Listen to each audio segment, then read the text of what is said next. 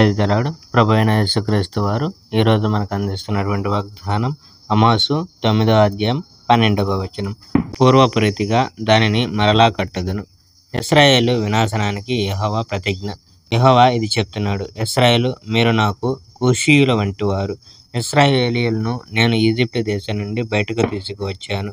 ఫిలిష్తీయులను కూడా నేను కఫ్తోరు నుండి బయటకు రప్పించాను. మరియు అరామీయులను అనగా సిరియనులను కీరా నుండి బయటకు తీసుకుని వచ్చాను.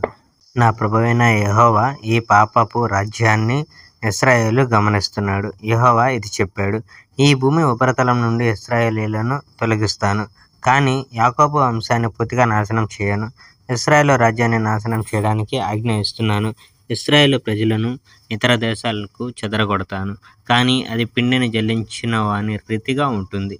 ఒక వ్యక్తి జల్లెడలో పిండిని జల్లిస్తాడు, అప్పుడు మొత్తం పిండిని కిందకు దిగుతుంది, కానీ బరక పిండి జల్లెట్లో మిగిలిపోతుంది. యాకోబు వంశం విషయాన్ని కూడా ఇదే రీతిగా జరుగుతుంది.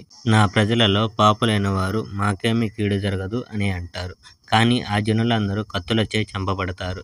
రాజ్యాన్ని తిరిగిచ్చేందుకు దేవుడు మాట ఇచ్చుట.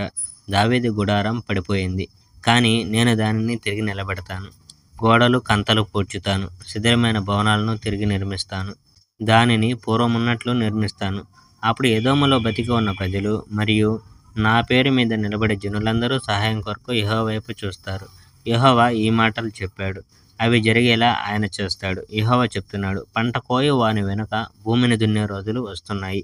ద్రాక్ష పండ్లు తెంచే వాని వెనుకనే పండ్లను తొక్కువాడు వచ్చే సమయం రాబోతుంది. కొండల నుండి పర్వతాల నుండి మధురమైన ద్రాక్ష రసం పారుతుంది. నా ప్రజలైన ఇశ్రాయేలీయులను చెర నుండి తిరిగి తీసుకువస్తాను. వారు శిథిలమైన నగరాలను తిరిగి కడుతారు, ఆ నగరాల్లో వారు మళ్ళీ నివసిస్తారు. వారు ద్రాక్ష తోటలు వేస్తారు, ఆ తోట నుండి వచ్చిన ద్రాక్ష రసాన్ని వారు త్రాగుతారు. వారు తోటలను ఏర్పాటు చేస్తారు, వారు ఆ తోటల నుంచి వచ్చే ఫలాలను తింటారు. Praise the Lord. May God bless our India.